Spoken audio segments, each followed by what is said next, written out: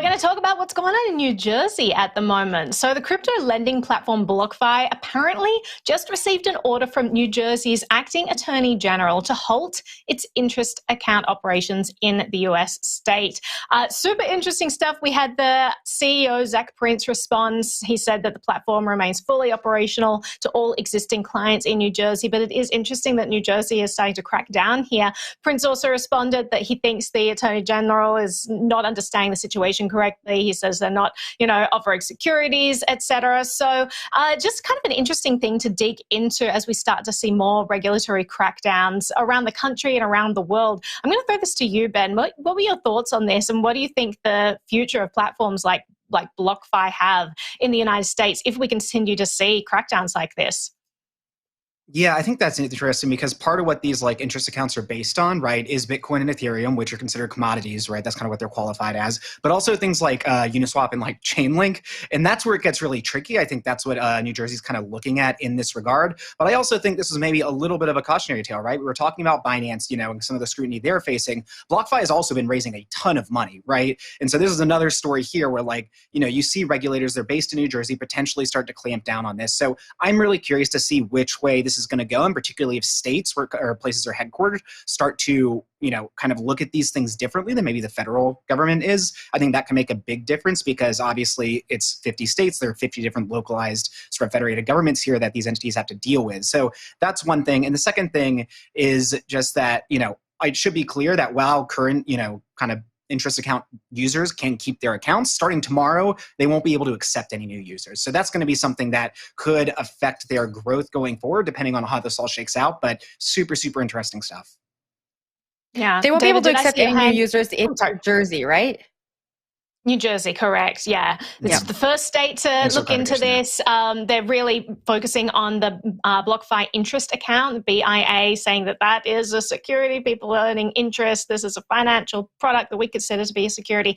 I mean, I think this stuff is all going to get hashed out in court at the end of the day. We're going to have to get clarity somewhere. It's certainly not coming from the SEC as to what's actually a security. So hopefully, we will get clarity somewhere. It's just a shame that, we have companies that are providing obviously valuable services get shut down in the interim, not knowing whether they're in, the right or the wrong. It's this very gray area. David, I think I saw your hand go up. Is that correct? Yeah, I just really want to drive home how, really kind of a big reach, or at least a new legal logic seems to be implied by the claims being made here. Because as Ben mentioned, they're really focused on these interest-bearing accounts. BlockFi acts to a certain degree like a bank.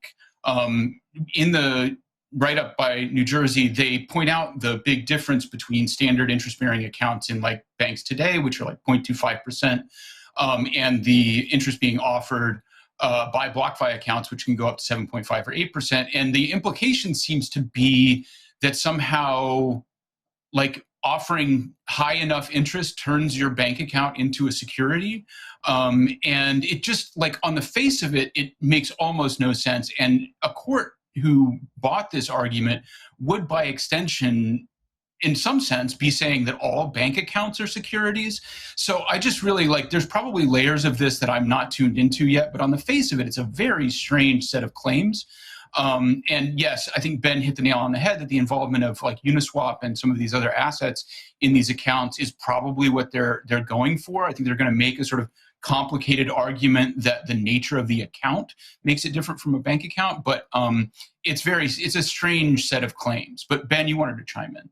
Yeah, I think a key differentiator there is that this company is not a bank, right? They're not FDIC insured. They have this disclaimer there, but if they lose your money through a hack or a technical thing, they're not on the hook for it. And so that's a big difference when we're talking about savings accounts or interest accounts or anything like this, right? So that's another part of this argument that New Jersey's making is saying hey, they are not actually a bank in this regard. But Naomi, over to you. Yeah, I mean, on that point, I would say it's actually a moral hazard for banks to claim that we're FDIC insured, therefore what we do at the banks doesn't matter because, we've got this, this tax-funded entity that's going to back us up and bail us out at the end of the day. So the fact that they are on the hook for your money because otherwise, you've got lawsuits that can go after them, et cetera, and there is no state-run insurance backing it up, I would think that they'd run the business more cleanly than banks do.